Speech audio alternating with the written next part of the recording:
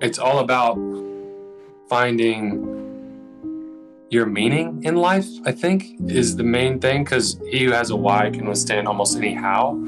I think I wish I knew that earlier on, because I think I probably could have been more of service sooner and could have done more good earlier, because life has been really hard and a lot of it has been my fault. And I think if I would have known what that meaning was a little more intimately, a little more sooner, got out of my own way, then I think I could have helped other people faster and in a more impactful way earlier on. I think that's the first thing that comes to mind.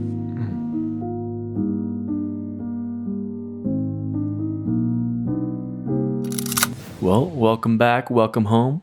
Episode 219 of the podcast. Shout out to the realist partner of the podcast. We actually have one of the creators? Yeah. Yeah. The creator. I don't know what the right term would be. Anytown ActorsLab.com creator. ActorsLab.com. If you're looking to start off acting, if you're looking to... You know what? Let's have Adam sell it. What is it? What's your pitch? Anytown Actors Lab is in-person and online training program for actors that are looking to act truthfully. So anyone who's always wanted to act, loves acting, passionate about acting, wants to learn how to act, it's just a place where you can be introduced to principles that actually work, that are effective, that help you get out of your head, be in the moment, so you can act like all of your favorite actors, all of the best actors of all time.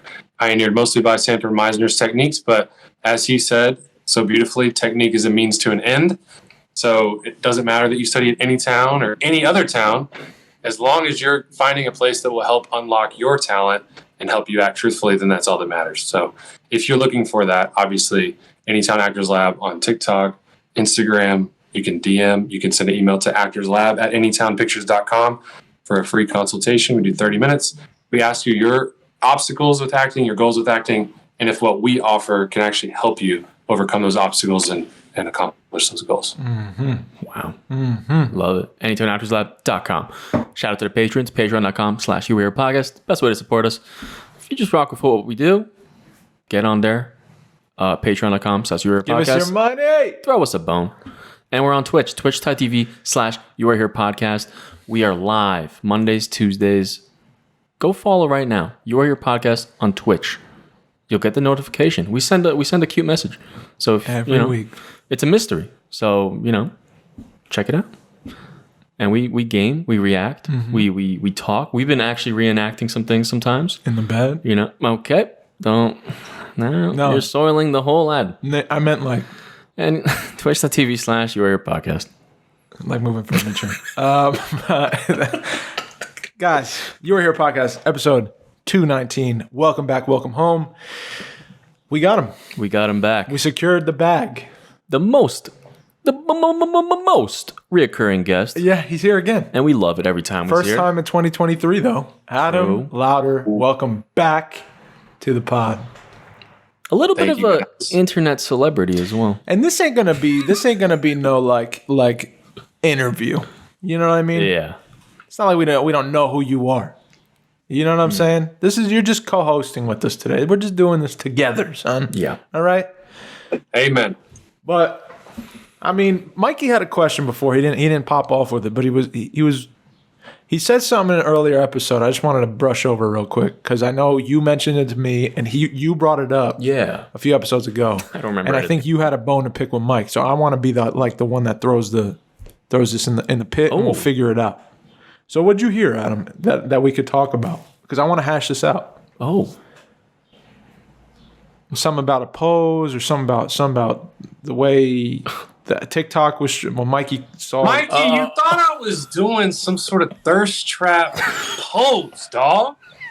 I wasn't doing Let me be real. I've researched TikTok too, dude. I get it. I understand what you're doing. Okay. First of all, no. We're all trying to get. It's all about the engagement. It's all about Why don't you look at the video in question because it got like 100 views. That video didn't even get views. It was about it was showing you the real the real deal of pre-production on a movie, and then it wasn't no glitz and glam. So I was literally just being like, I'm leaned up against the wall, tired, and trying to solve problems that can't be solved. He thought you And were I was doing like, a James Dean impression with the leaning on the wall thing. Is what I think we were trying No, to say. I didn't say that. Okay, That was you. wow. I didn't. Say You that. added to that. I didn't say that. All I'm saying is, look, there's nothing wrong with Nothing it. wrong. Look, if I was doing that, I'd tell you. I'd let you know. I'd be at the No, forefront. I get it. We're all trying to drive up engagement. You can't convince him otherwise. He swears on it. Well, the truth has a different ring to it. I mean, maybe I was. You know what I'm saying? Dude, it could be unconscious. Ain't nothing wrong with that. But that's you're a step ahead. See? But in all seriousness, But in all seriousness. Anytown Actors Lab right now. Also, on, no. on I'm gonna- TikTok. I'll be real. The TikToks are all amazing. They're I love incredible. them. They're They're super, incredible. super. Like, I don't know. You're giving it out for free, honestly. And here's my A lot thing, of it. and I want to be real about everything we talk about today. And it's going to be impulsive. This is going to be just Yeah. firing from Love the it. cuff. I love it. When I I love see what I was not on when I was on TikTok before you started the TikTok, the Anytown Actors Lab TikTok. Your feed was It wasn't that. There was no acting. No, abomination. no, it was not. It was never that. It was never that. Don't ever say it was that, because my TikTok's super clean and so sweet, and I cry once a night on TikTok, dude. Okay, He's coming for all of us. here we go. But here's the thing: I didn't get any of the acting feed stuff. I didn't get no acting, nothing. And then when you started posting on the Anytown Actors Lab site, and you started getting the videos out there, I started getting that influx on the feed, because I'm on there too. I'm watching the videos, I'm liking them, I'm sharing them. And now I'm getting all kinds of people that are doing this acting. Like, I'll teach you how to act. And this, I'm not going to name them. And who does a better job? Dude, ain't no one doing it like Adam. Nobody's doing it on there like Adam. And that's on God, son. Right? That's what they're saying now? But, They're goated. no. Take by Adam. W, that's a W. Common Adam W. Sorry, go ahead. But like I already know you're seeing it, but like I want to describe, like, because I sent you a video today. This dude was just like saying, like, there's a bomb in front of you, and like you're like this, you're like, where's the bomb? The bomb's here. Okay, it's in front of you, right? And then you can make it higher like this with the lines, and when you take it higher, then you bring it internally, and then you push it lower, and then that's how the words. Do you know anything I just fucking said? Does any of that I kind of get it. Oh my god! All right, so that defeats what I was going to say. But I mean, there's just people leading people astray all over the place on TikTok, man. And it seems like you created this like little fucking haven for like, if you want to learn how to act truthfully, this is all I got for you. I'm not trying to make it cute. Yeah. I'm not trying to swindle you into something. This is it. This is it. Do you want to be truthful or do you not? Do you want to act truthfully or not? Yes. And I got so much respect, because now I see how many people you could just start teaching anything on TikTok. You could just Yeah. claim your whatever. I could claim I'm Yeah. doing samurai classes on Saturdays online, and make it cute. Dude, the fact that there's that, you ever see those videos of like the martial arts that are like, you don't even touch the person? Like that there's classes. And it's like the chi. The fact that there's classes, Yeah. like you can do whatever you want. You really can. What have you learned? Like starting class and like the whole process. Like, what have you learned? It's been how long? Well, the first class we did was November 2021. So obviously over a year. That was in-person class. That was one student for 7 months. We were driving from Valley View all the way to Garland, which is like an hour and 15 minutes. The commitment. One student. Wake up at 5:15 every morning on the 2 days a week that we would go and teach this guy. His name's Ashton Lewis. He's an awesome actor, and Shout out he was in our movie Wayward Ken. Actually, Shout out Ash. Dave ended up acting with him. We all did, actually. But anyway, he came to me. Well, we had 5 people that interviewed with us, and they were all interested, but we could only offer morning classes in Garland, and Garland was kind of out of the way from Dallas-Fort Worth area.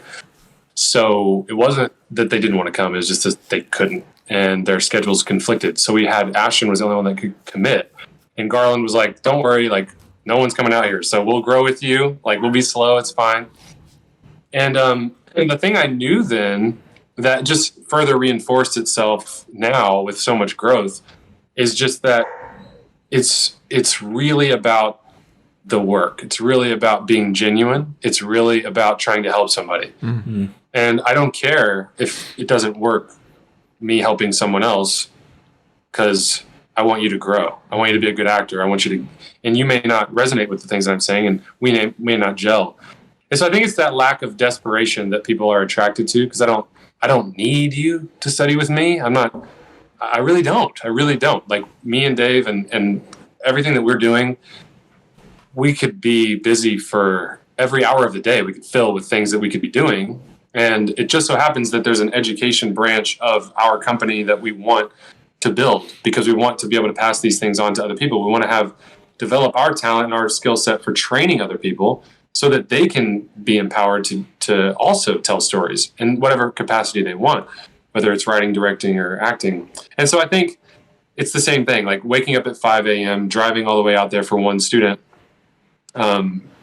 That I think that just shows that we're really about the art, really about dedicated to helping some actors learn what I felt very blessed and privileged to learn. And when I learned acting, I kind of always tell this story, but when I was sitting at a cafe with an acting job that I got right after Playhouse, I just started crying.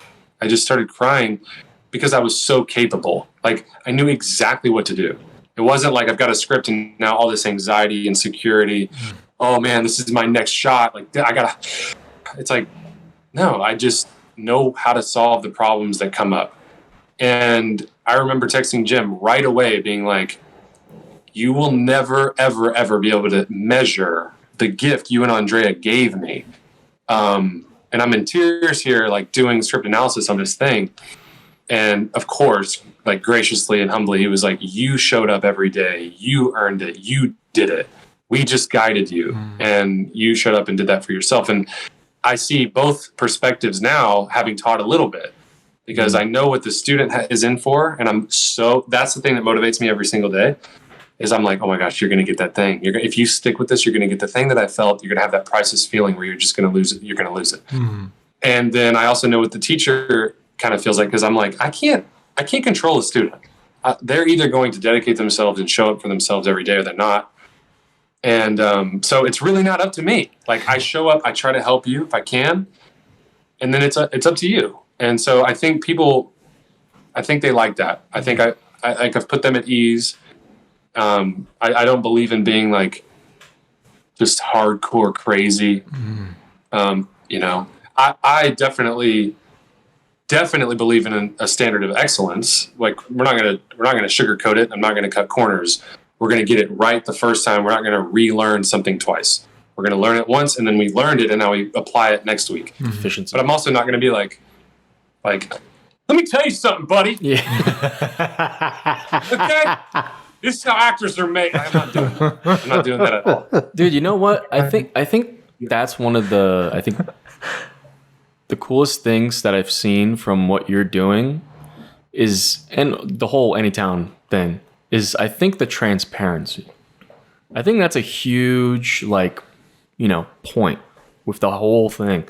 And I think that's something that it's interesting that we're talking about this, because I wanted to bring up something similar to this with just in life and any career or something like that, is transparency versus, kind of faking till you make it, that kind of style of things, is it more worth, being completely fully open all the time, or maybe that being dialed back a little bit, or, but I feel like specifically, we could get to that later, but specifically with this, I think that's a huge thing because even in your TikToks, I see you talk about previous things you got or roles or things you didn't get, when normally I don't think teachers would talk about that. You know what I mean? So how'd you get to that point where you wanted to, let it all out like that? Be transparent with your students and stuff like that.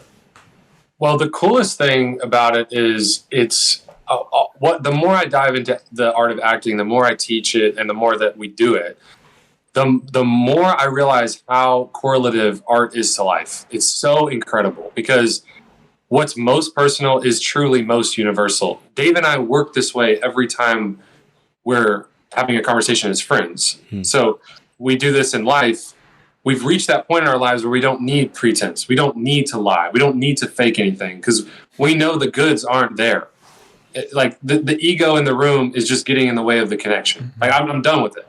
So when we work, when we create, which really doesn't feel that different than when we're just hanging out, it's the same. It's the hard-hitting question. And it's really, that's what Mamet said about writing. He was like, you don't need to know the answers. You need to know the right questions to ask.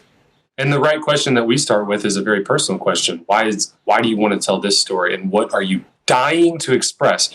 So this is the last project you could ever be a part of. What would be your dying expression? And so we have seen the value and the reward from that type of mindset in our lives and in our art. And so it's the same way in teaching. It's no different. It's like if I try to pretend to you like I've got it all together, I'm already not wrinkled and gray enough for you to respect me. I don't have a long enough resume with the credits and the money that you're going to go, ooh, I already don't have that. So who am I kidding? It's like I either know what I'm talking about or I don't. And you're either going to resonate with the quality of the training or you're not. And my ego's not wrapped up in it. Oh, but this guy, I'm better. It's like, I can't control you. So it's that serenity of like, there are things I can control. There are things I can't. I certainly can't control anybody else's actions. And it relates to acting because the best acting are those that are in the moment. And for me to be in the moment, I have to be vulnerable enough to trust someone that I don't control because my acting comes from you. So it's all of that it just continues to reinforce the belief system of truthful acting and living truthfully under real or imaginary circumstances. And I think it's just we've seen too much of the good. Me and Dave have seen too much of the good that comes from being honest and open. And it's that Marianne Williamson poem about our deepest fear is not that we are inadequate. Our deepest fear is that we're powerful beyond management, blah, blah. As you zoom through that poem, you get to her saying, you know, when we allow ourselves to be vulnerable, I'm butchering it, but we allow ourselves to be vulnerable, we unconsciously allow others to do the same. And so it's like, if I expect you to live truthfully in front of me and I'm not going to do it first and I'm teaching you something, we ain't going to live truthfully under imaginary circumstances because we're fake. It's like the truth follows the truth. Like real begets real. And if I start off by saying, I've got it all together, you know, it's like, how am I going to learn the real from the fake guy? I'm not. Yeah. So you just got to be so real about it. And also, we were showing up 7 months. There was one student. So who was he kidding? He's not going to this robust acting program. He's going to this hodgepodge, mom and pop, Garland, one redneck and a Where's Waldo looking guy from New. What is this? And he used to say, "You guys are my Canadian girlfriend." I tell my actor friends about that. No one believes I have. You got to come to this class. You got to come. And they're like, "What class? He ain't in a class." So it was just one of those things. But respect to him respect to Ashton for being the first student to get his ass out there to Garland, and like when there was no partner to learn with or nothing, he was there. He was clocking in every day. It was him and Katie. Yeah, they were the students. Katie wasn't a student. Yeah, and kudos to her too, because she was like, maybe I shouldn't just go through the motions and pretend like I've got it all together. Maybe I should treat this opportunity like it is one. So she was like, I'm about to shoot a movie. I haven't acted in 2.5 years. Like, let me figure it out.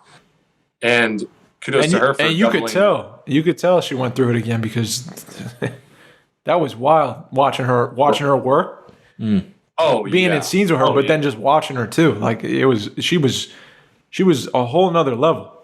100%. And I watched her go through that with Ashton. Like they did A View from the Bridge together. And they did setups every single day. We basically damn near wrote a play together. I mean, the exercises were so rich and just like what we experienced at Playhouse every day, every week, that it would beget more inspired creativity and impulse.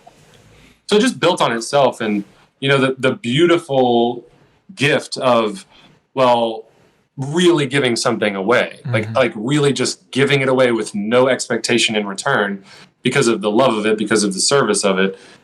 Ashton's the only reason why Wayward Kin was able to be made, because that guy got us connected to Bridget, who runs Arc Point Studios here in the Dallas-Fort Worth area.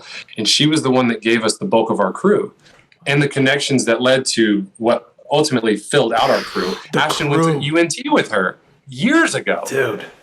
It's the only connection he gave us. And he was like, this is the only one I got, and this is the best one, and she's really great, and she runs 2 businesses, and she's awesome. And I jumped on a Zoom with her one day, and I was like, you're going to be the AD. You know, I had no idea. Yeah. And she was like, oh, I run 2 businesses. I have 3 kids. I'm not gonna be the AD for your film. Thank you, though. And I was like, and of course I was like, it's over.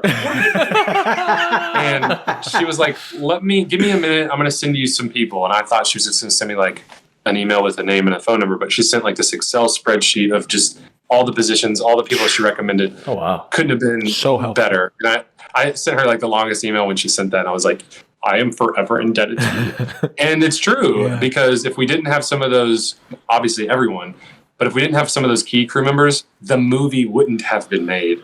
And so it was like God being like, give it away, bro. Give it all away. Love your neighbor as yourself for real, because you've got it coming back to you. And I didn't do it for that, but that's how much God loves, is he's showing, look at this. Come on. And so why would I ever go back to the ego game? Dude. Why would I ever go back to I got it to get me. I got the followers up. I got the money up. I got this. I got that, bro. Like, you're going to come in here. You're going to bring, it's like, boasting in yourself is a slippery slope. And Dave says this all the time, but it's true. It's like those that exalt themselves will be humbled. Those that humble themselves will be exalted. So it's not, we don't do it for the exaltation because we know what direction that goes, but we also are like, what a beautiful life. I have cried multiple times watching an actor make a connection that you and I made at Playhouse. Yeah. Oh my gosh, I just realized I can do this. I just realized I can act. The gratification, like the sense of purpose, it's just as much, if not more so, beautiful and exciting and gratifying as, well, I don't know. That scene in the jail was something. Oh, dude, I was experienced before. Bro, I swear to God, I swear. I had Jim on the phone today. He called me back and he was like, we were catching up. And I told him, the conversation just went that way, but I had thought about it a couple of days ago. I said, and I was talking about that feeling of like, man, the fact that you went out, made a school, and like I stumbled into it with all these problems and all this ego and all this like fear and like not knowing how to do a thing, and left with a way of doing that I can take with me for the rest of my life. Like that feeling, I will always revere you for what you've done for me. Like I'll always feel I owe you something because of what you gave me. And so it was funny that you brought that up because I had that conversation with him today. And then I was talking to him about that moment in the jail. I literally talked to him about that like 3 hours ago. And I said, homie, I feel like it's the first time, because I had the tools, right? And you get the tools, but my head was still in like, I gotta fucking use these tools and I gotta make a career out of this thing now. I'm not gonna fucking stop until I'm the best at what I do. I fucking start a career, I build on it, I make a lot of money, I help all my friends, we do the craziest shit, and we have the greatest lives of all time because of all the money we've accrued doing what we love. And that's on my back, and I have to make that happen. And it was just this like ego trip, I realize now. And the quarantine, the pandemic just shut that down, and there was no more of it. And I faced it because I had to, because there was no option. And when the mirror went up, I was like, oh shit. And then we would talk about it a lot because we were hungry dudes. We had the tools. School worked out for us. And that's another thing I realized. It didn't work out for everybody. And we were cut from a certain cloth, I think, in our lives that there was no amount of work or hardship or obstacle that was going to slow us from getting the most out of the school. And we were given a huge gift, and we were in the right place at the right time for us. And I thank God. That's just how it worked. And Amen. I realize now that's not everybody's journey, but that was definitely my journey. That was definitely your journey. And then we started having these real conversations in quarantine about like, why do you do this? Like, if it's not if it's not success and it's not being really good at something that you enjoy doing, then like, why do it? If it's not for like gain, and like, well, what is the gain to you? And fast forward, like, you know, starting to get in a relationship with God, and like that led to like opening up about my ego and my pride and my fear about not being enough, and wanting to be a successful husband and partner, and wanting to be someone my friends are proud of, and like, oh, Dave he's really doing the thing, man. That felt good to me. I used to feed it, and that's why I was doing it. That's why I was chasing it, and I didn't know that. But then fast forward even more, and we're making our own thing, but we're giving it up now. We're saying every day when we would meet, we're not making this for us anymore. This isn't for us anymore. It may reach 10 people. It may reach 30 people. It may reach 3 million people. We don't know. Let's hang our hats on the we don't know, and we're not in it for the number, and we're not in it for our own fucking boasting, for our face being on a billboard. It doesn't matter. It doesn't help anybody. If we do that, we have a shot to really be a vessel for something bigger, for something that's outside of us. That's not, our life's going to end. It's not going to matter what we chose to wear, and like how much money we had in the bank, and like where'd you go on vacation, and oh, who knew you and who didn't. Like that shit's not going to matter. What's going to matter is like, did you leave something for somebody else's life that impacted it in a way that implanted some kind of light, you know, instead of like left it with or took from it. You know, or just took time from it or took energy from it. Like I'm trying to just leave. I'm trying to give that, and you are too. And that was the whole. That's what this podcast is. Like that's what we're trying to build. And we fast forward to the jail cell scene, like giving it up this whole way through, and coming through with, you know, meeting people we would never have met, and then getting handed a spreadsheet, and all that led to that moment. Like I look back on it now. I was talking to Jim Bai. I said, dude, like stumbling into your class, and then I had this moment with Adam and these, you know, these crew members, and Jordan and Glenn and Avery's right in front of me, and you're there, and you know, we're in a jail in Archer City, Texas, filming a movie, and it's the most transcendent and like meaningful work just for mine and your friendship. I felt like it felt like, and I can't even go into it. It makes me emotional now, but like for our friendship, I felt like it was like, I don't know how to describe it.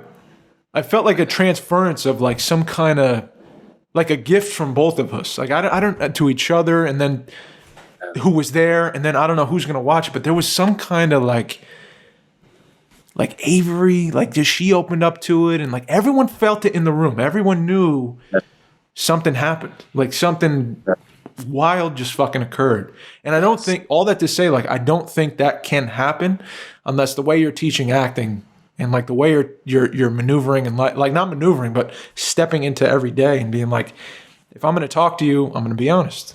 I'm not going to take. This is who I am. If you're doing some art form like that, I think it's going to be definitely rewarding, and you're going to find things.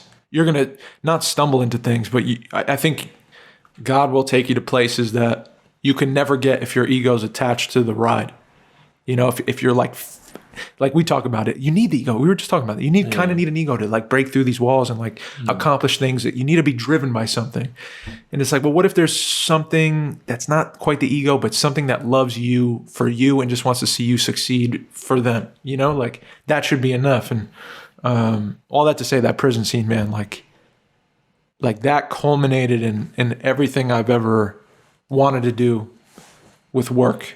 Like, it was more than work. It was friendship. It was like family. It was, I don't know how to describe it. I can't even describe it. I can't describe what it meant truly. Like me and you know what it meant, but that'll never, you know, I can never even get there, like discuss it. I can't even, it's just, it was wild.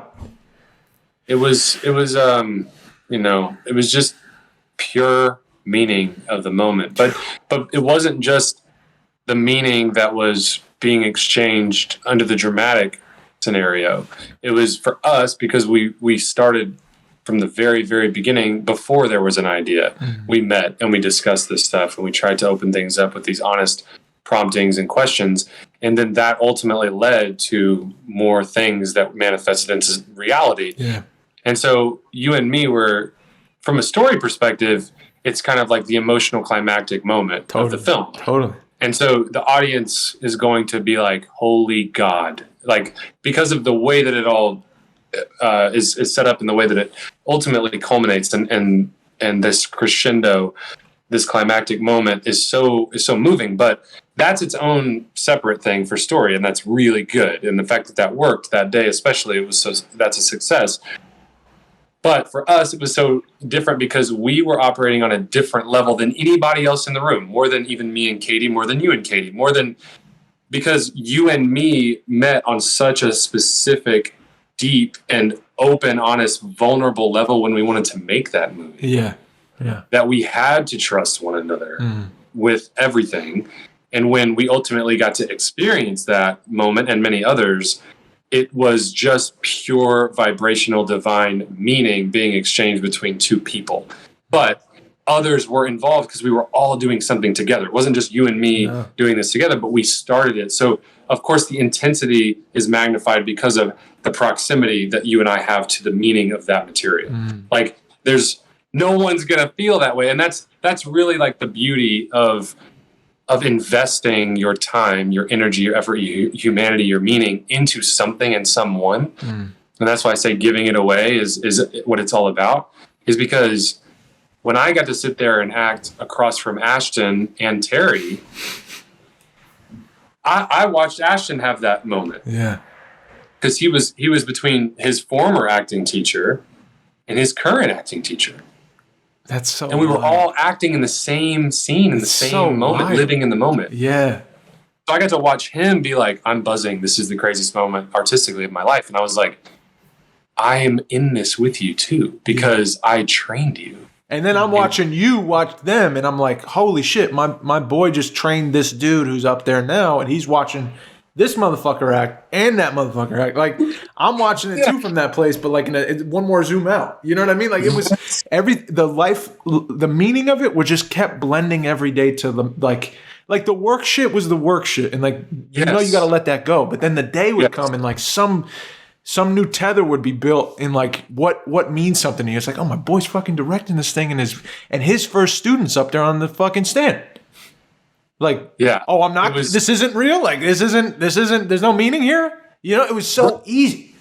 Yes, so easy, so effortless, despite how much, like you said, effort went into it. But, easy to act, but I think you started the right way. Yeah, and I think that's what Mikey's saying or asking about, and it's like, if you start the right way, you give yourself a chance to experience life like that. You know, it's the ego gets out of the room, and you're tempted, but the temptation is so much less than the beautiful intensity of that light that you're talking about, that you want to give other people. And it's like, start that way. Yeah. It takes a lot of trust. Yeah. It takes a lot of faith. Yeah. Because especially at the beginning of that, you're just one person reaching out to another.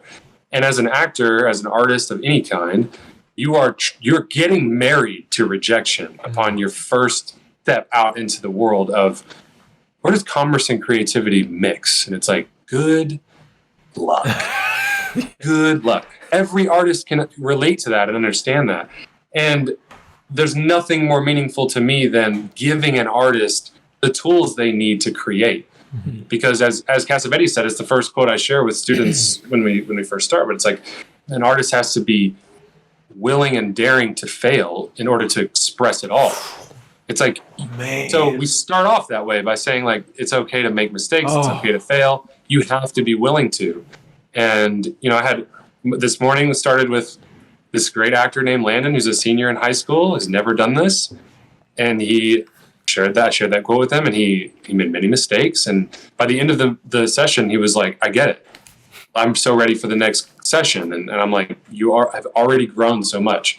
And then my day ended with talking to a 15-year vet who has been in over 12 sitcoms and just shot Guardians of the Galaxy and like all these things. And she's saying the same thing. Like, I just want something that puts me in the moment because I'm so in my head. Yeah. And they're both doing the same thing. So for me, I'm like, it's that same quality. If you start that way, it's vulnerable. It's hard. You're going to get rejected. You're going to get people going, oh, who do you really? And it's like, I know.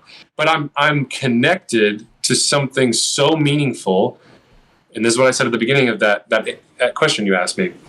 But I wish I knew about the meaning of life like sooner, because he who has a why can withstand and bear almost anyhow. Yeah. It's because if you have a reason, you can get through anything. Yeah. So, the trolls and the hate and even the self negative talk and the devil himself, all these things, like none of them are bigger than the meaning. So it's okay. I'm going to have ups and downs like anybody. And that's how life goes. And we have had many of those. And the movie is a great example of ups and downs, but you're talking about the experience, the journey, the human interplay that we were able to participate in and dance within, and that memory and that emotion, like the feeling of that, the experience of that is completely priceless. And what's beautiful is it just keeps going. Yeah. Like every day, it's just like acting. Every moment has a meaning all its own. Mm-hmm.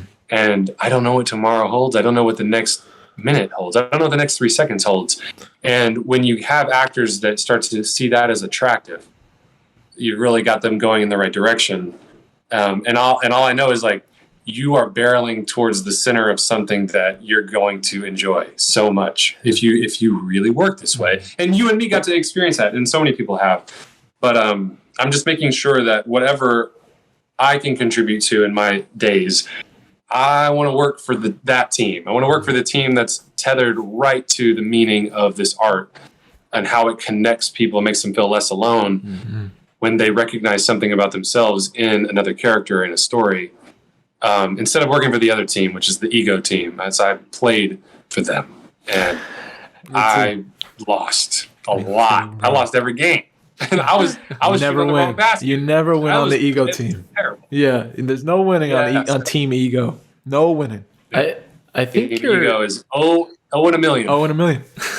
I think, I don't know, the more you're talking, the more I think that you're in such like a beautiful spot where you're able to, I think one of the probably most rewarding professions is like teaching, what you're able to just witness before your eyes, So I think it's specifically with teaching acting, I feel like is so,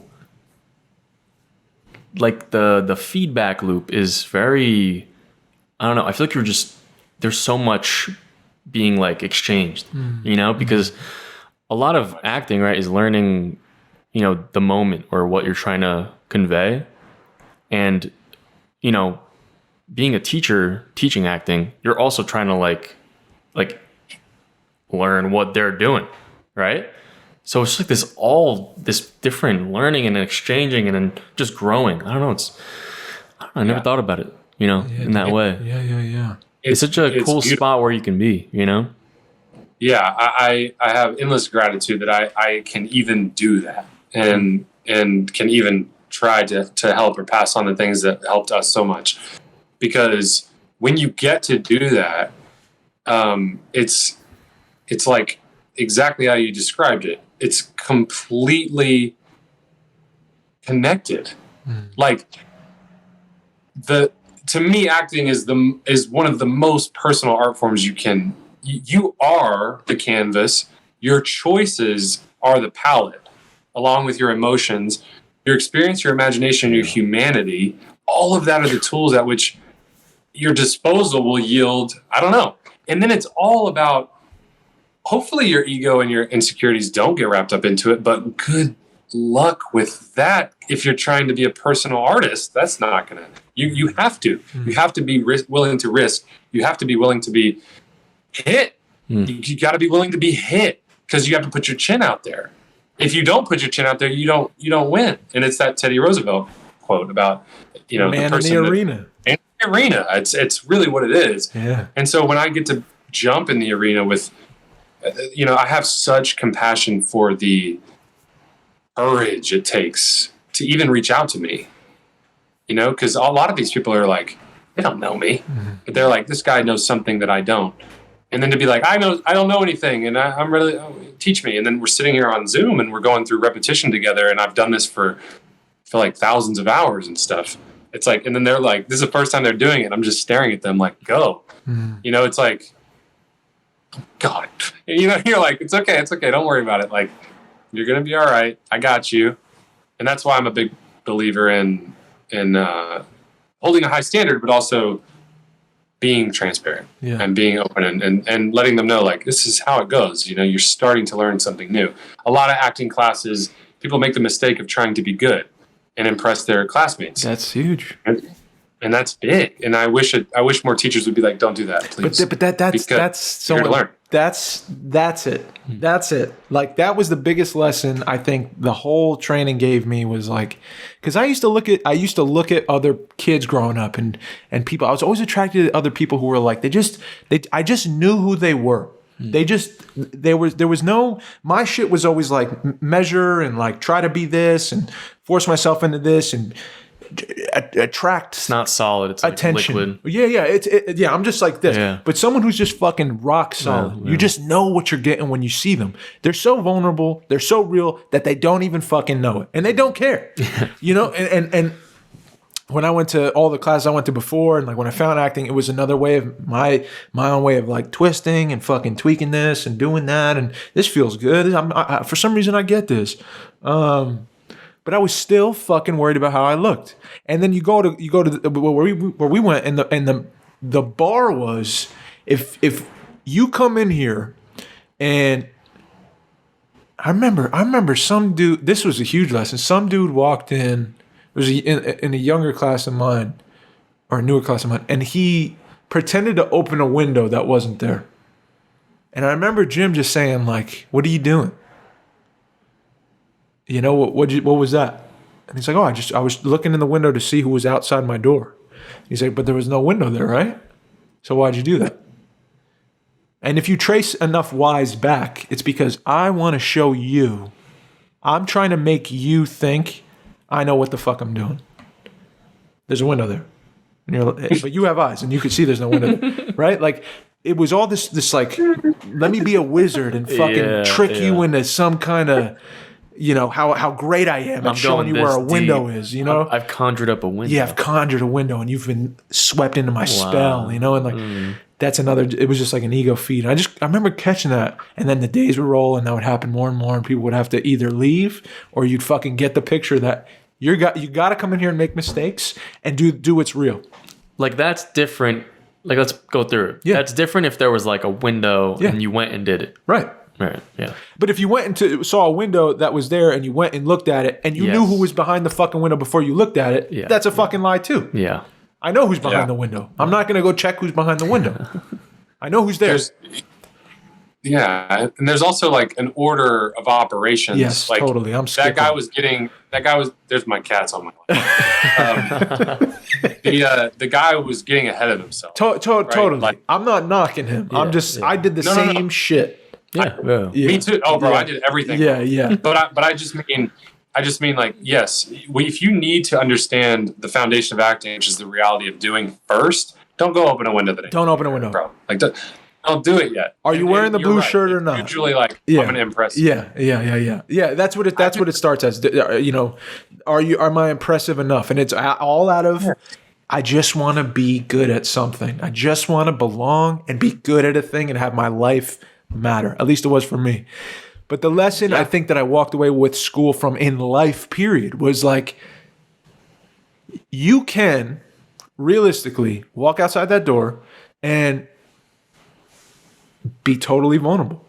And you're going to get hurt, sure. And you could, but it's like, that to me is way more attractive now. Like, I want to be the dude with the egg on his face, because that's how I really feel, and that's what's really going on in my life. Because if I live the lie anymore, or like I'm cool, Dave, don't, I'm the one, like, he's got it together.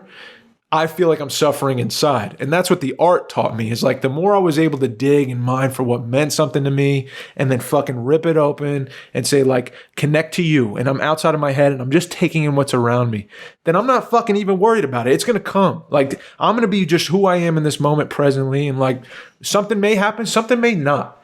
But I know I'm being truthful. And like I want to live a life truthfully. I don't want to live a life of like, let me just build this little thing here, and that way you see me as this, and that way that might project me to my next act, that'll build my career. That's what I really want, and I don't even need to know why. Let's just focus on the career for now. I just want to be, I don't know, that fear of getting shit wrong, not being perfect, I think is what I wanted to mine to today.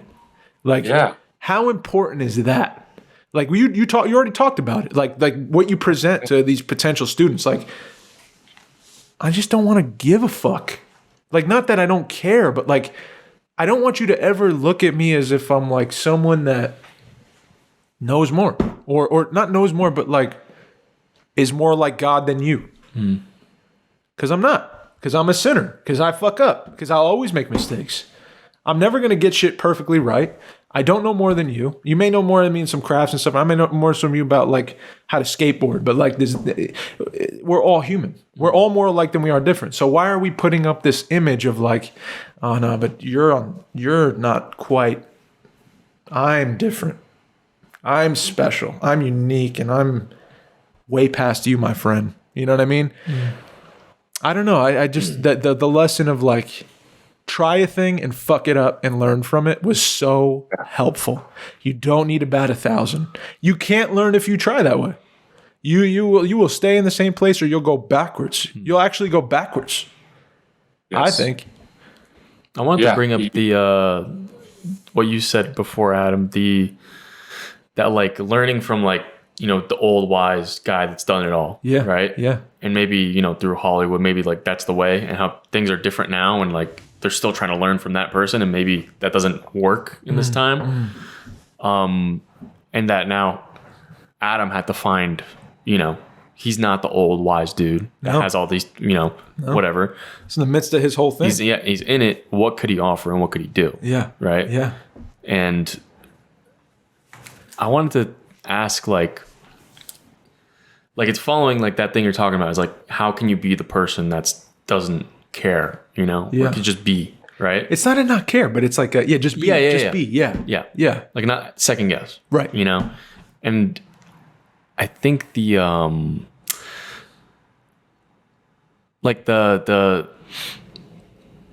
like even people that are kind of figuring it out, they still could be trying to become like that older, like that's kind of like a goal place, right? Right. To be like, I'm going to be that dude, you know, that's respected, you know, but maybe deep down doesn't have all that together, you know, and you could still be chasing that thing, right? Even if you're like getting better, but you can't be that dude either. Yeah. Like you'll never be that dude. Yeah. You'll be you. Mm-hmm. You can't be somebody else. That's another lesson, right? Yeah. You can't, you can look up to somebody and be like, yeah, I mean, that guy seems to have it all together, and like he knows more about this craft than I do, and I can learn a lot from him. But if you don't like figure out what makes you tick, I think, and then shed those layers of like armor and be present. Yeah. Start there, connect to who's in front of you, and like just talking about acting. Mm-hmm. It's like impossible. You can't be somebody else. Yeah.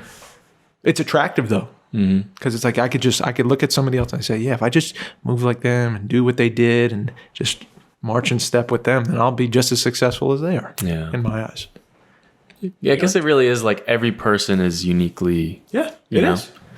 Which is beautiful. But it's also like the craft that's most like right now, like at the beginning, you got nothing. And you got to be something. It's one of the only crafts where you can just say, this is what I do. Yeah. You can just claim you're an actor. Yeah. You can do it right now. I'm an actor. And I'm not gonna do it. But if I said, oh, I'm a guitarist, like, and I just came up and went, tang, tang, tang, like, you would be like, nah, you're never getting a role in a, but you can get a role in a play somewhere just saying you're an actor. Yeah. You know? Yeah. It's one of those weird things. I sometimes love seeing like some people's like resumes, like actors and stuff, or like the what is it called? The sheet that with all the stuff on it. Resume. Yeah, the resume. I guess. Yeah. And you just see like ones that are like you could tell it hasn't been updated in a long time. Yeah. It's like rapping and like it's like you rap. They're like I don't know. You're a scuba diver? Yeah. It's like, oh shit. Wow. I got some advice one time from a cast member who told me like put some wacky on there, like scuba diving. Oh, I want to hear more of that. More of this stuff. What's a good like a baffling thing someone told you? That's great. What's a good like? Oh, you were in a weird spot. You were trying to start your career. You were young, and like you got a piece of wisdom from somebody else. What's a good one? Oh man, Put something wacky on it. You juggle. Your photo session. I remember that story. That was a wild one. Wait, which one? It was like a headshot session or something. Like you put you're a juggler, you know? Yeah, juggler. Yeah. And I could kind of juggle, and that's real. There is so much crazy, wacky information out Just there for actors. give us a good one, though, bro. Well, the one that came to mind was somebody else's story. Oh, and okay, I really don't want to say it. 'Cause I Okay. want to be like, Okay. it ventures into quite a territory. But It's story time. We could call it story time. True. oh my gosh, my Rolodex is like flying. All the crap that I've done. I love it. A safe one. I had somebody be like, I mean, this was a pay to play Actors Connection thing in 2013, 2012. Yeah. I went in, I got 5 minutes with an agent. You better use them too. You better soak it up. 100%. So the 5 pressure was through the roof. I didn't have $58 to spend. And I'm there and I'm in New York City and it's happening. These fucking leeches, man. I gets me so fucking mad. Dude, I just walked in and I had some commercial copy or whatever. Oh. And I'm like, Sony is whatever I was doing. I don't know what I was doing. And finished the thing. Dude was just like, really tight jeans, chest hair all out. Like, he was like, you look like Ashton Kutcher. Oh shit, man. What? And I said, oh, really? Thank you. And he was like, yeah, but here's something that no one's gonna tell you. You ready? I was like, yeah, sure. And he was like, you sound more like Ashton Kutcher than you look like him. You sound more like him. You need to be doing Ashton Kutcher voiceover impressions for your demo reel. Wow. And what do you think I did? You did it. I was like, babe, I got to do this. Fuck. I went home and I was like, maybe he's right. I can't. The Ashton Kutcher voiceover commercial reel. I don't even know what that means, bro. Dude, what is it? That's my thing. It's like all these people just claim like they fucking know something because they cast a TV show twice, and it's like you got to pay $56 to sit with me before I go to dinner. I'm gonna steal everyone in here's fucking. I'm gonna pick everyone's pockets in this room that paid the 32 fucking people that are squeezing this fucking Shetler studio, and I'm gonna take that shit over to STK and get a fat ass steak off of telling you kids like with these stars in your eyes, fucking your earlobes are too small. Your earlobes are too small. You got to work on maybe stretch them or like I would try to check out like. That's some kind of surgical place to get your. That was some guy told me that. He's like, dude, I think like it was an agent. He was like, I want you to go to this play. I want you to see this. I want you to go do that. And yeah, I think like you could do this, but your ears are also. I don't know if anyone told you that. Yes, you have small ears. Oh like, so what am I gonna do? It's over, man. And I remember thinking like, I'm fucked. It's fucking over. My ears. My scene study teacher in my conservatory school, second year, he was like the most important teacher there. He was like, I don't want to do an impression of him, but he was like I keep almost launching into it. I'm like trying to just think of myself, but he was like, you want to so bad. It's like I can't not. Yeah. But he was like, he was so adamant that I plucked my eyebrows. Wow, man. Dude. He was like, damn. He said to me on like my last day of class. Come on. He was like, you've really grown. And I was like, And he was like, but let me tell you, you cannot get a lead role with those eyebrows. Wow. Look. And he's like, everything else is working, but It your doesn't even eyebrows. And I was like, surprise me. what do you think I should do? And he was like, you have a cowlick. It's gotta go. God. I was like, damn. How is this like legal? Bro, it's totally legal. It is. You know how scary it is to go into when you're that young and you go into a class and you're like, I just really, this is all I want with my life. And there's a teacher who just like is all of a sudden like, you look good on camera. You look good on. You just get. No, you don't look good on camera. So we're gonna. I don't know how to work on that, but just remember that. Joe, you look good on camera, man. Like this is gonna The work. amount of times it was like, Adam, you can't do a scene from that angle because that's the bad side of your. Oh my God, it's just taking your legs out from you're so impressionable, you know. And it's the Wild West. Just turned 19, Bro, it's the Wild West, is it not? and if I hadn't had financial aid and scholarships, that's $40,000 in 2 years. Oh my God, That's insane. That was in That's fucking 09. insane. So imagine what it is Yeah, today. now. Oh my. That's why I'm so God. passionate about. Sounds kind of weird, but that's why I'm so passionate about marketing. Is now, you know, because I'm like, all I'm doing is communicating to you what you could get. that's right. And it's not about like investing in this for years and years and years. I don't believe in that. Like, if you're not growing, you should get your money back. And if you want to work with me, you shouldn't have to schedule 3 months. Like, I'm not doing that. We'll work one session at a time. And if you're like, hey, all due respect, I don't understand anything you're saying. I'm also not growing. My goals, this isn't aligned. Yeah. I'd like to move on. Peace. Because I was stuck. I was stuck in a 2-year program, and I spent this money and whatever. And I didn't know everyone in the school was going, this teacher's the one to listen to. And by the end of it, he's telling me my eyebrow cowlick is going to keep me from booking a lead role. Oh That's man. insane. Oh. Honestly, that's kind of terrifying. Oof. It's horrifying, Terrifying. bro. How many people, was like every person they talk crushed. to and has heard that, it's literally they're wrong. Bro, they're wrong. Like the amount of people. Any potential students that are listening because you're thinking about taking Adam's class, take it because he'll never do that. He'll never just crush you for the way you look or sound because Yeah, and here's a real thing. That never, and like Mike said, it doesn't fucking Never matter. matters. It doesn't fucking matter. It's your uniqueness is your magic. That's the reason you're gonna be like that's the why good there's stuff. no other you. Oh, homie. That's why Wow. I hate. Why? And they got salaries. These people have salaries, you know? I know, but but my thing is like I would rather just work some other completely unrelated 100%. job than work for that team 100%. Yeah. because that's a losing team, and I don't care how much money it is, but like that's the beauty of being broke for so long. You're just like, what? This is the torture. I live this. This is I my already know what it's like to be. It's like I don't care. Yeah. I just don't want to. I don't want to be for others the torture, pain, and trauma that I went through. I want to be the opposite. Never. And yeah, like that type of stuff is so. It's a dime a dozen. It's run of the mill. Every kid's hearing that, and that's why I try to say, well, just don't rush. Don't rush to a coast because you think that's where, and don't rush to an agent because you think that's the key to your It's not success. going to save you. It's not. I'm not a career coach. I don't consult about career stuff. I really don't.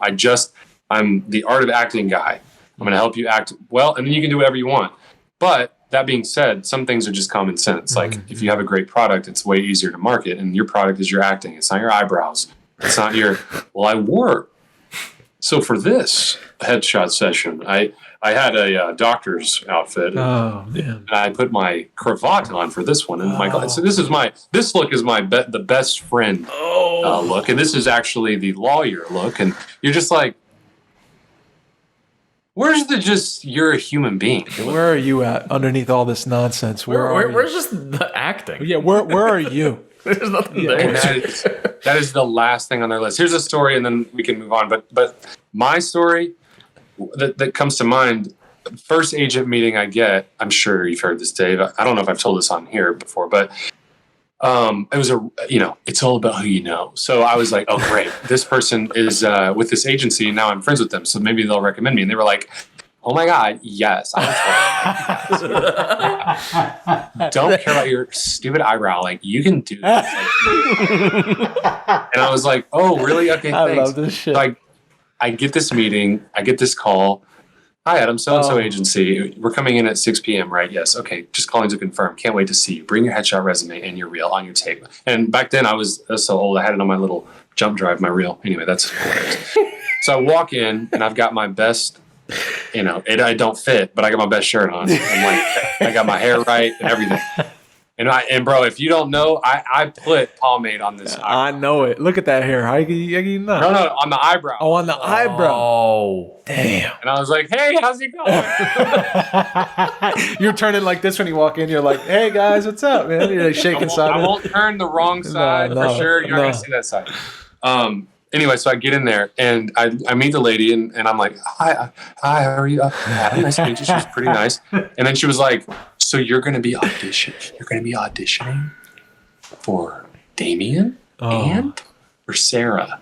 Okay, they're going to be watching. And I'm thinking like, okay, we're going to go into this room, this studio. It's going to be great. Mm-hmm. Okay, great. When? And she was like, now. Are you ready? And I was like, yeah. I had to prepare 2 monologues. One was comedic. One was dramatic. They always got to be contrasting. It's from TV. Okay, I've been working on this for days. I don't know how to act, by the way. But I walk up.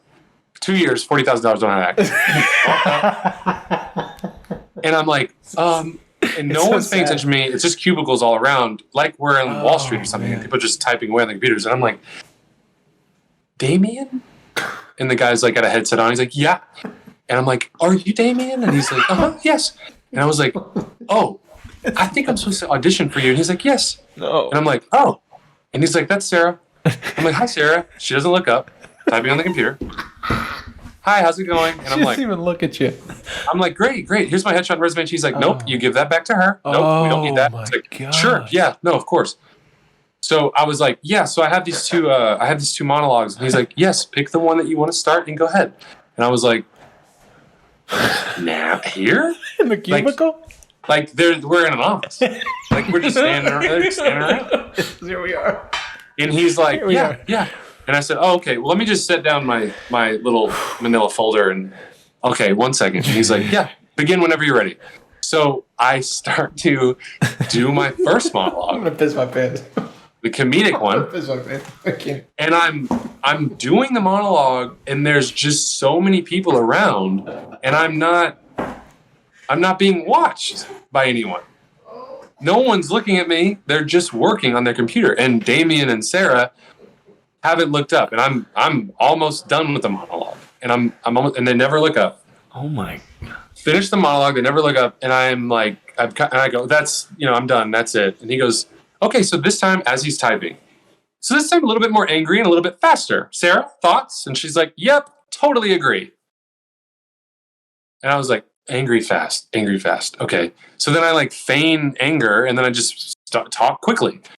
And he was like, that was better. Let's go to the next one. And I'm like, great. And I'm like, Sheila, I'll never not think of you when I'm away in Japan. Whatever. And then it's like, cool. This time, less crying, slower. Sarah? And she's like, I kind of liked the emotion. This time, more emotion. I don't know, more emotion. And I'm like, more emotional? What more? And I don't know to ask questions or anything. So then I just go into it. I'm like, I'm trying to do less crying with more emotion. And I'm speaking slower than I did before. And again, it's abysmal. So then at the end, they're like, cool, thank you for coming in. Appreciate it. That's when they look up at me. I walk back over to Daniela or whoever it is. And I'm like, so... and she's like, we'll call you, we'll be in touch, it'll be great. So give me your headshot resume. Thank you so much for coming in. Oh my gosh, have a great night. So then I leave, and then my friend calls me. She's like, how did it go? And I was like, well, I kind of tell her, like, I think it went bad because they didn't look at me the whole time. They still had all these copious, like, kind of weird notes. I was in an office. I feel like other people were watching and like laughing at me maybe. Oh my. And then I got signed with them. I love that. And then I was like, dude, I got it made. Bro. I'm good. You're set. I'm set. Tom Cruise, You can't watch talk out. to me. I don't know anyone's name. Or I'm the greatest. Oh, bro, when I got an agent, I was like, I'm that fucking dude. And then I got another one, and I was like, double that shit. However that felt. Yes. Double that shit. And they never ever sent me out for one thing. They had like 500 clients. And I would call and be like, hey, so I haven't gotten on the audition. And she's like, yeah, just be patient. And so I was patient for like 9 years because I never even called them and said, like, I'm not with you anymore. I signed like a non-exclusive contract. It's just such a shit show, bro. Like, it's laughable. It's laughable that it means so much to you. And you are just a crab in a bucket. You know what I mean? Yeah. You're just one of fucking 500 that they represent, and it doesn't matter. The cool thing is, this is what I want to say, and everybody better listen. Okay, Mike? Yeah. You're not doing it that way anymore. No. You're not moving that way anymore. The same things that used to matter to you don't matter. The things that do matter to you now are important. Those things are you're trying to pass along. You're trying to pave a path for others to walk through without getting the comments, without getting the fucking run around and the nonsense and the $58 they can't afford and just having to audition in offices and weird houses. I remember auditioning in a house in Edison, New Jersey for fucking doing it to like a wall because the agent didn't want me to look at her. Like it's a nightmare. It's such a thing too. But it's just a beautiful thing. Yeah, it's such a thing. It's such a thing, bro. But don't look at me. Don't look at me. Yeah, look over there. So I can watch you do it to a wall. Yeah, I got chewed out once. They were like, you're too intense. Stop looking at me. In the middle of it. And I was like, I'm acting. It's not, just calm down. She was like, your eyeline, That was the last time I paid for one, bro. The last time I paid for one, I got that note. It was like, the guy, that was like, he gave me a bad TV show script or something. I was like, oh, do this monologue. And then I did it, and he was like, "Yeah, it's just your eyes. Your eyes are moving around too much." And I left feeling like shit. And that was before the pandemic. I left feeling like shit. I have a question. Would you say there's like any redeeming thing from it? Yeah. Except for you kind of just learn that it's all bullshit. You find out real quick if you love it or is not, that if you're gonna do it or not. I think you because I don't know. I think the redeeming thing that comes to mind for me is it's just a real lesson in what not to do. I mean, that's it's the truth. That's a super valuable lesson. That's not what. I think, but that's not worth it, huh? No, it's not at all. No, at all. That's why the whole way that Dave's talking about, like the way you move through life now, is so antithetical to that because I want to be for others what I wish was there for me when I was 19, when I was getting the cowlick note.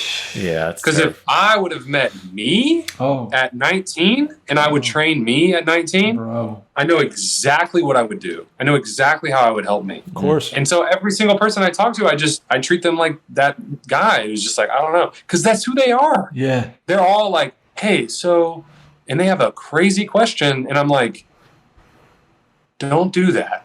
Like, let's wait. Let's get good at acting first. And they're like, oh, okay. And I'm like, if I didn't say that, you would be spinning. Yeah. Like, and that's what I was doing. So it was valuable to know, like, I feel like God is like redeeming all of the missteps, misfires, pain, mistakes, doing everything the wrong way so that I can now be really efficient in the way that I help people. Mm-hmm. So it's like, I've done everything wrong. And then I've done some things really right, and I know the difference. Like having the conservatory, the $40,000 school, 2 years on camera, film and TV acting program with all these different bells and whistles, like the premiere, blah, blah, blah, versus the 2-year private studio Meisner technique that had no promises.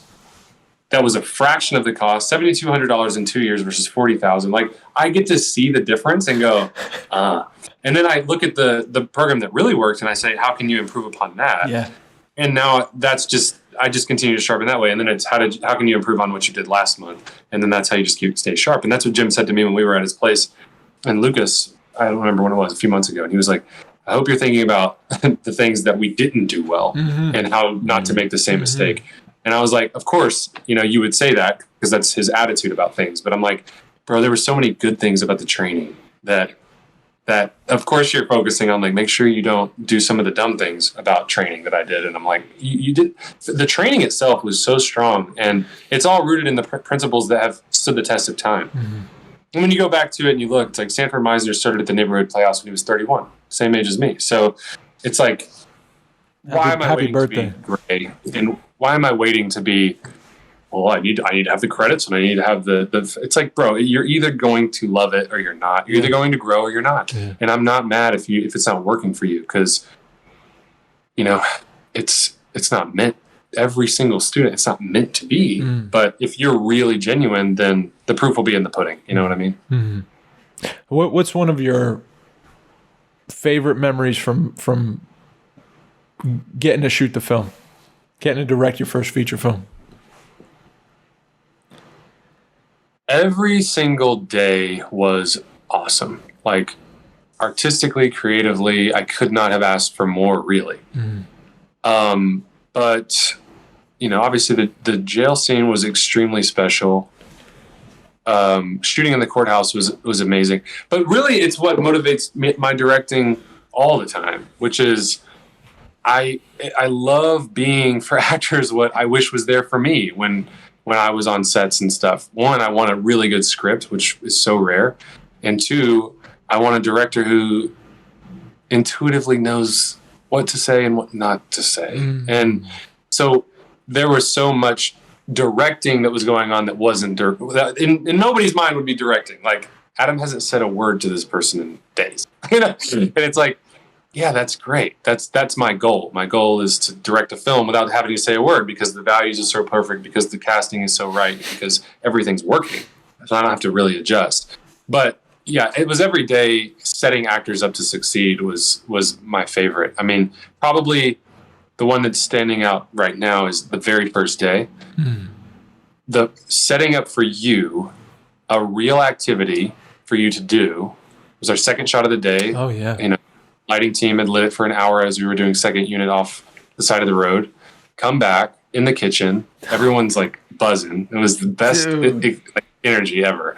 Wow. And one of my favorite things was, Jordan, best, but like the best, because we are so different. And they've lit this thing perfectly. I'm talking to you about an activity, which the activity was you're washing dishes. So easy. And you were like, let's get these, like, can I have some real dishes to wash? And Lori was like, of course. Oh my God, yes. We won't pay you hourly wage. And like, there's the trash. You're going to pick the trash up and just walk out. And that's the shot. Jordan's over here. We're going to shoot through some obstruction. We've got it lit perfectly. He's just doing the activity. Truthful behavior on camera. An ounce of behavior is worth a pound of words. I'm watching the monitor. We're ready to go. Dave's got his activity. He's already in it. He's already just doing his thing. And I'm like, sound speed, camera roll. Here we go. Jordan's like, you want this thing in the way? You want this obstruction? I'm like, yes. And he's like, okay. And so then we shoot it, and Dave's washing the dish, and then he is done washing the dish, sets it aside. It's there to dry off or whatever later, and then he gets the trash bag, and he walks outside, takes the trash out. And I'm like, cut. Great. Move on. And Jordan's like, hold on. Hold on. He's like, that's it? And I was like, that was so perfect. That was so good. I was crying watching the monitor, because I was like, I love seeing truthful behavior on camera. I never see it. And I was watching it real time, and I was like, there's so much meaning behind it. I was like, stop. This is what I want all movies to be, is like just so truthful. And so I was like, yeah, there's nothing I would fix about it. That was awesome. And he was like, can we at least do one for safety? And I was like, of course, we have the time. And Vu and Angus and Mason are all like, Brandon. We lit this. Brandon's like, we lit this for an hour. Aren't we going to get our money's worth out of it? Our time's worth out of it? Bro. And I'm like, that's the beauty of it. We're shooting a feature in 12 days. If I don't understand time, we're screwed. Yeah. I know that the way that we cast it and the way that we act and the way that this is written, everything works so that when you light, we can shoot it a couple times and move on. And that's how we were able to make our day and shoot 8 to 12 pages a day. Like, that's not going to happen. Okay, but if we work this way, and that was what pre-production was for us. and it was unique to us. Yeah. But that moment was one of the best because I was like, I think everyone's starting to see how we work and what the tone is, and they felt like, oh, it's actually possible to do this. That was my favorite part of it, and I felt like kind of bummed because I was like, I always felt like I was kind of on the outs because I think I put myself on the outs a little bit, but yeah. Just watching like as everyone kind of built day to day, there was like a momentum. Everyone like there would be joking in between takes, you notice, and like exchanges of conversations, and then Adam would be like, oh, they'd meet with the AD and with Jordan and just like, okay, this is the next shot, like let's go, and then everyone would break. The head of the departments would handle their things, and like everyone just seemed to like get a language. And also, like, there was an enjoyable part of it. It wasn't just like, oh shit, like set up the fucking oh, you forgot the screen in the van, go get it. There was none of that. It was like everyone just seemed to be getting along more and more as the days built. It became like enjoyable work. Oh yeah, Oh yeah.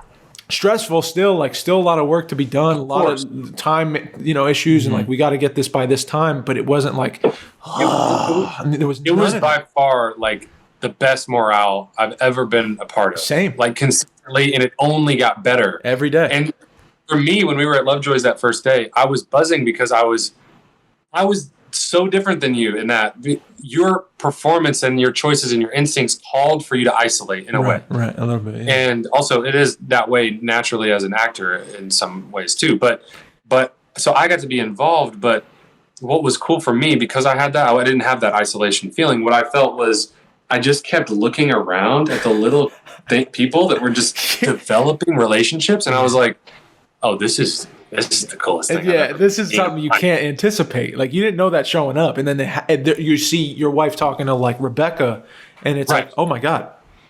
Yes, Mason and Rachel are hanging out. We have the Lovejoys, Hilliards; they're all around. And then we have James and Kurt like getting to know each other, and Brandon and Angus are like communicate. Yeah, this is like. Why? And as I kept passing through, I'm passing through from insecurity because I'm like, is everything? It's day one. I haven't met these people in person, most of them. Yeah. We're Zooming. I'm like, I don't even know you. Yeah. And then we're like moving through, and I'm like, everyone's doing their job so well, and they're really happy. And like, is there anything I can do? And then it would just be like, getting ahead of the schedule, and that became what me and Joy were doing. Was like, we're going to be early. Yeah. And then Jordan was like, we're going to shoot enough. And so I was like, okay, cool. I'm in my pocket now. And then we just kept getting better every day. Yeah. And then and that's how it goes on every set. But at the last day, I was like, oh man, we could shoot like 4 more movies. We're so in the groove. Because we had the most control over the light and everything in that last courtroom stuff. Yeah. And so everyone felt really like, this is simple. And we shot up to Y or Z in those last scenes because we had the time and we had the control, and we were a well-oiled machine at that point. But yeah, the relationships are the best part. I mean, I just had I got to see some people recently, and like seeing people again recently and stuff, like it all comes back, that same Wayward Ken energy, and everyone's just like, we cannot wait to see it. And also, what are you writing? Yeah. Also like, seeing Avery. We're writing some. Yeah, no, also seeing like Avery too, like you're going to her plays, and like she's growing up, she's got a license now. Like it's just cool to be connected to people that you weren't connected to before telling a story. It's just well, and it's so cool. Like through TikTok, I met this guy Nolan, who's a filmmaker out in Arizona, who's making his first short and developing it into a feature. Couldn't be a better guy. We met in Dallas. He was doing his shoot here, and we just met for coffee one day. Well, then we just kind of talked periodically. And then he texts me, he's like, I'm shooting in South Texas. Anybody that you know? And I'm like, yes. So then I put that blast out on the story. And then Mason and him worked together in San Antonio for 2 days. Wow. And he was like, Mason was awesome. And Mason's like, Nolan's great. I'm like, this is so cool. It's just the beginning of this. Like, we're just starting to kind of develop relationships and get to know each other and grow. And what's really cool is like the actors that I've been able to meet. Yeah. And I tell them all, like, selfishly, bro, I need good actors. So like, you better learn, you better grow. Because like, I'm casting stuff all the time. Yeah. And I got to be able to count on you, And they're like, oh my God, wait, what? That's awesome.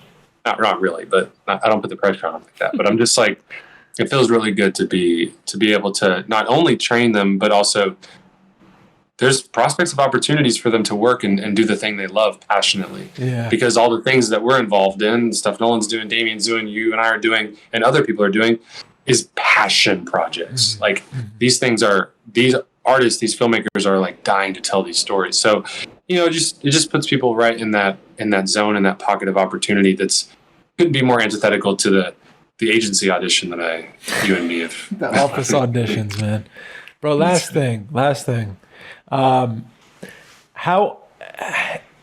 Just briefly, like the feeling of being under the gun, Mike, like I talked to you about it a lot, I think, as we were going through it, like when me and Adam were gearing up. But like, bro, how real is it to say like every day leading up was like, this may not happen or this may, but we're gonna meet the day faithfully and just pray that for some windfall, you know what I mean? Like, how nuts was that, I guess, living through it? Like, literally by the day. Nuts, dude. It was insane. I mean, every day was a new kind of intense feeling of either, oh, we did it, or there it goes. There it goes. All of this is wasted. And it was constant. It was insane. Yeah, I still can't. I know Jordan's in this a lot, but it's true, bro. Like, I can't believe we made this movie, and I can't believe how well it went. Like, it's so weird. Like, I remember 3-4 days in, I every day at the end of each day I would check in with Jordan and I would check in with Joy, AD and DP. So I would say, like, how are you feeling? What can we do better? And so I remember at the end of, I think it was day 4 or something, I texted Joy, I was like, how are you feeling? And she was like, suspicious. And I was like, I don't know her that well. So I was like, oh no, like, of what? What are you talking about? And she was like, I just don't know why it's going so well. Yeah. And I was like, oh, right? I was like, I thought I was the only one. Like, dude, it's going really well. And Jordan was saying the same thing and stuff. And leading up to it every day, it was a new obstacle, but it goes right back to that quote. He has why can withstand almost anything. How we knew the meaning behind this movie. We knew why we wanted to tell it. And that's what helped us overcome every obstacle you could find in the independent film book. We had a beautifully blessed production period, but our pre-production was wrought with natural disaster. Oh my God. At every turn, in every way. And it started with 2 guys being like, haven't done this before. Let's just try to make something out of nothing. Yeah. And of course it's going to be a bumpy ride, but it just made the victories on each production day all the more sweet, just because of how sour some of the pre-production went and how many times it was like, hey, it's over. It's a wrap. And it's just amazing how wrong I was so many times. Yeah. Like, oh man, amen. How wrong. So many times I was wrong, and I thought, okay, so it's over. And it's so funny. Like, the thing that I think makes the movie over is what made the movie. Because ultimately, and this is one of my favorite quotes, and I don't really believe in luck per se, but I believe in destiny and God and whatever. But this quote is so good. But it's, you never know what worse luck your bad luck has saved you from. Mm-hmm. I love that quote because it's so true. Yeah. We had a lot of bad luck that we thought was a deal breaker that saved us from worse luck. Yeah. That would have been devastating truly to the movie. Yeah. You know what I mean? Oh, we lost you. That's the why. That's right on time, dude. We're going to wrap it up right now. Adam Lowder. I had 2 last questions. Oh, go ahead. Go. I'm sorry. What is my bad, man. The best movie you've seen this year? Oh, Triangle of Sadness. Bang bang. Okay. And also, did you like Everything Everywhere All at Once? I didn't see it yet. I've heard nothing but great things. I tried to see it 3 times. Yeah, you broke his heart. You broke my boy's heart. I'm sorry. It's at the top of my list. I'm going to watch it ASAP. Okay, cool. I promise. Well, I've heard it's amazing. I'm interested to hear the... Yeah. Oh. Wife's calling again. It's like, if I like how you're like transparent. Yeah. She knows that was kind of cool. She knows I'm doing this, but she's like, Anyway. But that's why I say Triangle of Sadness, because I haven't seen Everything Everywhere All at Once. Okay, cool. Well, Adam, thank you for jumping back on the show, man. Dude. Another good one. Boxers or briefs right now? What do you want? I'm just kidding. Oh, I'll That's never it. be back. No. Yeah, that's it. That's the end of the show. AnytownActorsLab.com, guys. You want to learn from this man or not? Do you want to learn how to act truthfully or not? Do you want to act like David Josephalino or not? I'm just kidding. No, AnytownActorsLab.com, you guys. He's doing it. The man right here. He's taking free consultations still. But I don't think he's going to be for long, man. I don't think you're going to be doing this for long. I think this is like a weird season because things are picking up fast. And I said that week to week so far, and I'm not fucking lying. My man is busy. So if you want to get in, try to get in now. Now's the time. Also, group class, right? Something's about to happen maybe in Dallas-Fort Worth. We're starting a brand new in-person class. I think it's going to be May 1. We've got 8 students interested, so we're going to start a new in-person. I'm doing 4-a-days on Zoom this week before we go to Arkansas. 4-a-days on one-on-ones. Like, it's crazy. And I made a video recently where I was like, I'm just one person right now. We haven't expanded yet. Like, I can't promise that I could teach a bunch of people because I can't. I really can't. But anyway, yeah, it's been crazy. It's time for Davey to step up. Huh? It's time for Davey to step up. Dave might have to move. Bro, I'm just saying. I mean, I didn't want to say anything, but no, yeah, it's time. It might be time. All right, okay. We're gonna have to, because it's getting wild, but in the best way. I mean, it's a beautiful problem to have, is to be able to share and be of service to more people. That's the whole point. Amen. Wow. AnytownActorsLab.com. Go learn. Shout out to the patrons, patreon.com/URPodcast. Best way to support us, twitch.tv/URPodcast. We're live. We're streaming right after this. We love you. Adam, thank you so much. I love you, buddy. And we'll see you again.